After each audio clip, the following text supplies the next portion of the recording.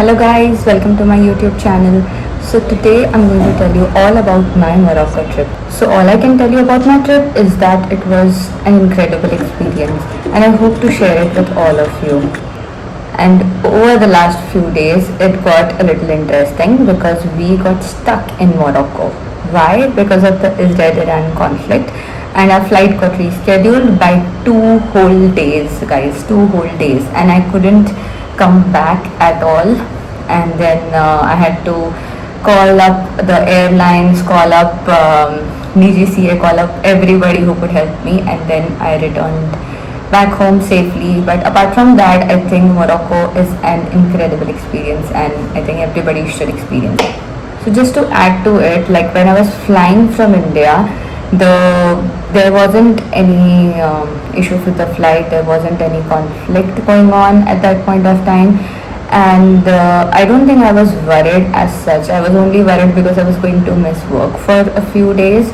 But apart from that, Morocco is a very safe country. It is far from all of these conflicts, so there was no safety issues, and it's currently considered safe because it's like far away from the conflict zone. I think my issue was only happening because I had a layover in Kuwait, so that was the reason I couldn't come back.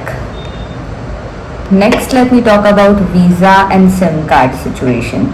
So visa for Morocco, it was extremely easy for me to get. In fact, I didn't know that I would get the visa so easily. I just applied for it and I got it in a couple of hours, not even days. And then I was so surprised to get it so soon. And what I did was I applied through Atlas. There's an app called Atlas, but you can also apply it through the original website of Morocco, but you will get it very very soon. So all Indians need to apply for the Morocco visa at least 10 days before the travel, and it is valid for 30 days. But I think my visa is valid for more number of days, but you can easily get it. Like that visa is not an issue at all. On arrival, you can pick up a local SIM from the airport, from Maroc Telecom or InV stores. You would require to give them your passport for scanning and making a copy. But I also got an eSIM, so eSIM is also easy to get. If you prefer coverage in rural areas where I suppose you would be traveling, if you want to go to the Sahara Desert, you can go with Maroc Telecom. Otherwise InV is also just fine. And then I think you can also get the roaming pack from India, that also works. Yeah, I think that's about it for the SIM. So let me talk about traveling solo or traveling with a family in Morocco. In any case, Morocco is generally considered to be safe, but on the streets you're expected to be very street smart because people are going to be trying to scam you. Like they were just going to tell you that like if you're going around in Medinas, so Medinas are the markets in Morocco, and people are going to just try to scam you and try to say that the road is closed, don't go there, but the road is generally open, so you just try to follow the Google Maps. I know following the Google Maps can be very tricky in those narrow lanes, but believe me, you are better off following the maps than following the advice of some of these people. You would know if someone is trying to scam you, if someone is genuine when you see these people. If you're in the markets and you're trying to buy something, beware, because some of these things can be scammed to you, like you're going to be scammed for these things. Like for example, if you're trying to buy argan oil or some of these things that you would buy from this place, try to go from cooperative stores. And if you buy anything from the market and if you don't know the price, I would say that it is safe to bet as low as you can, because they are going to be bargaining really really hard. Like at some point somebody offered me a piece of jewelry that was around 1000 Indian rupees, and I ended up buying it for around 150 rupees. So you need to understand that these markets are really rigged and they are not meant for you as a Indian, and they're targeting mostly the Americans or the Europeans, which is the major population in Morocco. Having said that, Morocco is still very, very safe, and I don't think anybody should have a problem going about to these places and traveling there alone, because even at night it is pretty safe. People are really helpful and people are really nice. You have to understand that it's like a melting pot of culture, if I may put it that way. Like, you have people from Europe, you have people from the Middle East, you have people from Africa, and everybody over there has more of like a safe mindset. Like, they're not trying to like, for example, for like a woman, it's very safe at night, so I don't think that's a problem. But in terms of hiring a cab or anything like that, I think you should just use your instincts and not be swayed with people who are trying to scam you. I think that's about it. Moroccan people are really warm, especially towards their families. So if you're traveling with kids, I would suggest that you plan accommodation ahead of time and stick to predictable modes of transport. Like, you should book your buses in advance, trains in advance, or if you're going around by a car, or if you're booking a tour, I think that's the best thing for you to do. Another general tip is that you should just dress modestly, because it's whatever you say, it's an Arabic country, and it would be nice to dress modestly. But having said that, I did dress according to whatever I want to wear, because it's like a modern place as well. And just maybe like in the mosque or in Medinas, where there are a lot of people, I would suggest, like, these places you would dress modestly. But apart from that, I don't think that's a problem. Even on the streets you find all sorts of people, so that's not a problem. In terms of transport, I think the thing is that if you're traveling by like, if you're booking like a whole tour, it's easy to go from place A to place B using like a car or some kind of transport with the tour. But if you're planning to travel all around these places by yourself, so that's what I did. What I did is that we booked the train. So we have like a high-speed bullet train going from Casablanca to Tangier, and then you can just book this train in advance. You will have to book it through the ONCF app, and this app, you most likely would not work in the country wherever you are, and it only starts working after you go to Morocco. So I would suggest that you can use 12Go website, which is also helpful for booking apps. But in some of the instances, I found that 12Go was a little bit more expensive than the ONCF app. But it's best to book it in advance for some of these trains, like the bullet train, because it may get expensive later on. And apart from that, I think you can also take trains to almost every other place, but only the bullet train takes the least amount of time. Then you can also use the bus apps, and use the bus as a mode of transport to go around in Morocco. To use the bus in Morocco, I would suggest you can use the CTM Maroc website or the app. It's very easy to book your bus in advance, and the CTM bus stops are also easy. So like when we wanted to go from Tangier to I think Fes, we used the bus, and then again from I think we used to Chefchaouen, from Tangier to Chefchaouen, and from Chefchaouen to Fes, I think we used the bus. So the bus is also a very good and easy way for going around in the country. Apart from that, when you are in Marrakesh, so you have to use the Petite taxi. Petite is the small taxi, and then there is the Grand taxi. So the Petite taxi is very easy to understand because those are like the red taxis around in the city. All you have to do is put your hand out and try to stop the cab, and then just as a tourist, they would just try to scam you. So before sitting inside the cab, all you have to ask them is that you want to go by meter. So you can say en mètre, which is like the French way of saying it, and then they would say okay, because I think most of the people also speak English. So just ask them if you will go by meter, and they would just say yes, and then you can just sit inside, and then after you want to stop, you can see what's the fare on the meter, and then just pay that much. So what these drivers try to do is they try to take around two people inside the same cab, like two different set of customers. So in that case, they have 2 meters running, and then like after one meter is done running, you'll see another meter, and then you would know that this one is not yours. But in any case, just be mindful, and I think that's the cheapest way to go around in Marrakesh. Apart from using the local buses, I think that's also good. But petit taxi is generally very cool and very easy to use.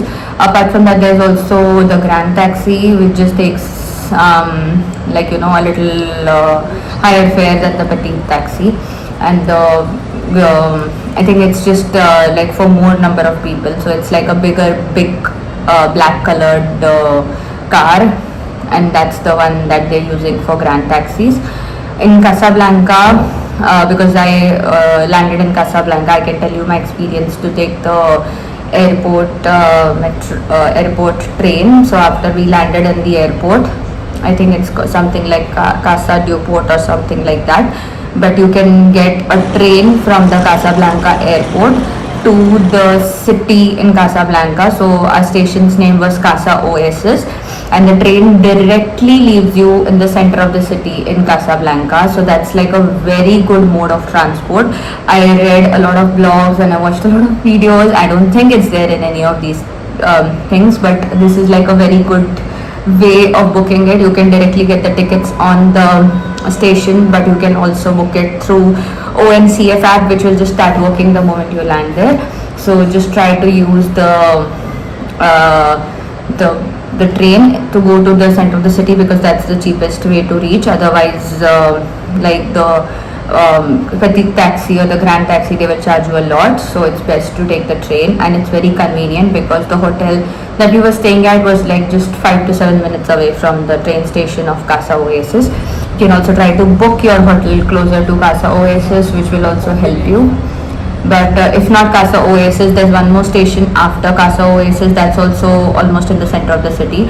In Casablanca, you can also use trams to go around in the city, which is also very convenient. The trams do not take you very close to the mosque or very close to the Medina, but it's also like in a very walkable close distance, and it's also fun to use the tram. So yeah, I think that's all about the transport.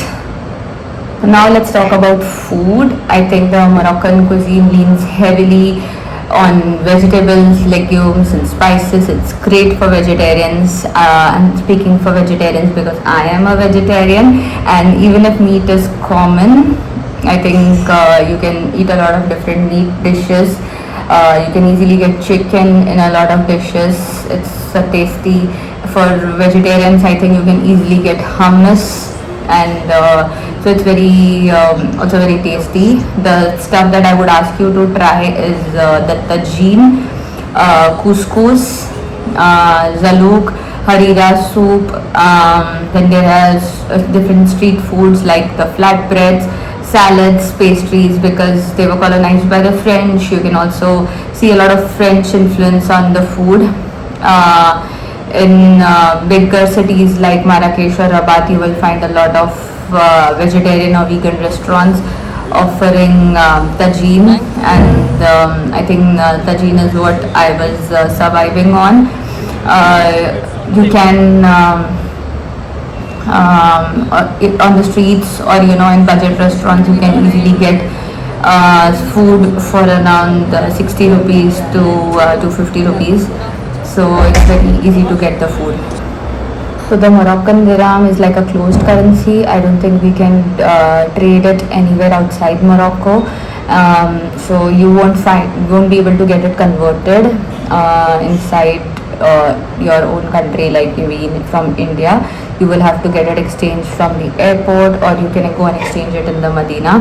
The prices in the Medina are much better than the airport, so I would suggest that you get it from Medina, and you can carry euros there in Morocco, which is easily tradable.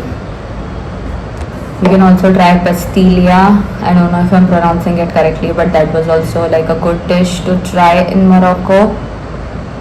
Yeah, I think, and you can also get some different types of sandwiches for the people who eat meat. There is a lot of meat related options, and apart from that, you can almost get hummus everywhere. So as a vegetarian, I don't think that was a problem for me because I tried a lot of different things. Let's talk about culture.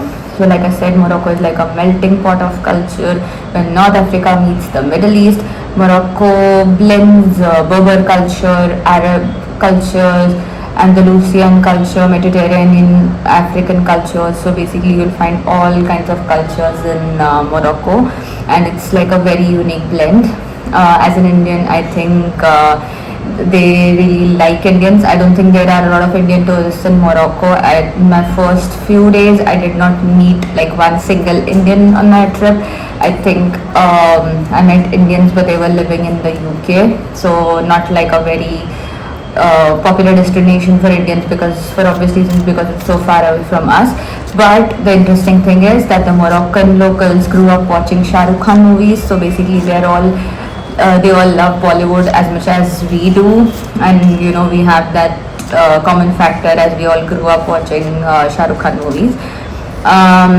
You'll hear Arabic, French, and local Amazigh languages. Berber heritage is woven into local arts, like, you know, carpets and stuff. You can hear different kinds of music. Kasbah architecture is a Berber origin architecture. Berber daily life revolves around drinking mint tea. Don't miss drinking the mint tea in Morocco. People have people get together and have tajine. The bustling souk markets are basically the Madinas are very nice. It was like you people just go around and walk over there, and there are no cars allowed on these roads. So basically it's like a full-on walking market, and they're actually centuries old, and a lot of them are UNESCO World Heritage Sites. I would suggest that, you know, we all respect their traditions, greet them, and just be modest. In terms of tipping, I would just like to highlight that it is expected that we leave like a 10% tip on restaurants or anywhere else, because they're not charging service service charge. So it's best to leave a little bit of tip. Sometimes they get angry, like, you know, at photo booths, especially in Chef Shavin, they just tend to get angry and lash out on you if you don't leave money, which is like very strange. I think I encountered some of the strangest money-minded scammers, but I would say that, you know, it's best to leave a 10% tip to make them happy, because that's like the normal practice over there. And again, that country is spoiled by American tourists, so we'll have to follow their culture, but it's not mandatory. I mean, if you're low on cash, then feel free to avoid that tip, but it's best to give it to them so that it makes them happy. Let's go and talk about the budget and cost breakdowns. I think the flight costs are like a lot from India. It's almost as much as you would travel when you go to Europe. Accommodation is actually very easy. Like hostels are like very cheap, and most hostels are also like riads, and riads are like these huge big castles. So I think you can easily find a budget riad around for 2,000 to 3,000 INR, and then hostels are also super cheap. I think the only issue is that all of these places which are riads, all the rooms are like almost on the higher floors, so you have to drag your suitcase there, so just be mindful of that. Meals are, like I said, it's like kind of cheap. It's not like a problem. If you might just end up spending like 400 500 rupees per day if you eat at the good places. So transport is, like I explained, I think transport is also not expensive. You might just end up spending like I would say like 1000 to 1200 rupees per day if you just go around in the city. Activities or entry fees, if you're going to mosques or something like that, I think you will end up spending like around like maybe 500 like for mosque entries, or for any other attraction around like 1000 rupees. So it's, yeah, I think that's about it. So let me move on to my personal stories. I think I just wanted to add one of the best times that I had was in the Marzuga desert. So I think just wanted to say that it was not easy to get to Marzuga because there are it's like very far away from the rest of Morocco. It's not so well connected. So what we decided is that we'll take like a tour that goes from Fez to Marrakesh, and then it's like a 2 to 3 day tour that covers a lot of different places on the way. It was my first time in a desert, that kind of desert. I've obviously been to other places in the desert, but I have never slept under the stars or something like that. But this time when we were in Marzuga, I was sleeping at night, and believe me, Marzuga is not a good place to sleep because it gets sometimes really hot at night. Sometimes it can get very stormy, and we were like not really able to sleep. There are bed bugs in the desert, and and there are a lot of different insects. So some people might not be able to sleep at night, and I think what happened with me and my sister was that my sister wasn't able to sleep, and then there was like a stormy night happening. There was like a desert storm happening, and the door kept banging, and the whole tent was shaking, and I just got up and tried to adjust the door so that it stops banging at some point, even though I was able to sleep, which is like a very different skill that I have. But when I went to outside to adjust the door, there right in front of my eyes, I saw so many different stars. It was like a whole like the universe is looking at me from up above. It was the most magical sight that I've ever seen in so many years, I would say. And I could see the Milky Way with my own eyes, and I just started taking pictures, and it was so much fun. I think I think that's about Marzuga. But the next day I had a little bit of allergies on my hand over here, and I think that was because of the bed bugs. So just a tip, in case you have some kind of allergies after you return from the desert in Agadir or from Marzuga, you should just use an antihistamine like cetirizine or anything else that you use for cold and stuff, and all your allergies will be resolved. I think most of them are because of bed bugs. And if you want to solve your issues with the bed bugs, I would suggest that you have to put all your clothes which have been used in the desert, and just try to keep them separate and get them you have to spin them in the machine without putting water, so that all the bed bugs would die. I think before you go to the desert, they would try to explain to you if you want to keep your luggage outside. I did not pay much heed to that, but I would suggest that don't take everything to the desert, because bed bugs are likely to enter your luggage. So just be mindful of that, and only take the stuff that you actually need to the desert, so that you're safe from the bed bugs even after you come back. So yes, my Morocco trip was nearly collapsed thanks to the regional conflict, but here I am, and it's been worth every bit of delay. Morocco is, has taught me confidence with, the smell of spices, culture, and all the warmth that I saw with, all the people. And whether you are a solo traveler or with your family, if you are craving nice Arabic food or tranquility, you'll find it there. So don't forget to subscribe and hit the bell icon if you want to listen to some more real stories and some smart tips. Thank you.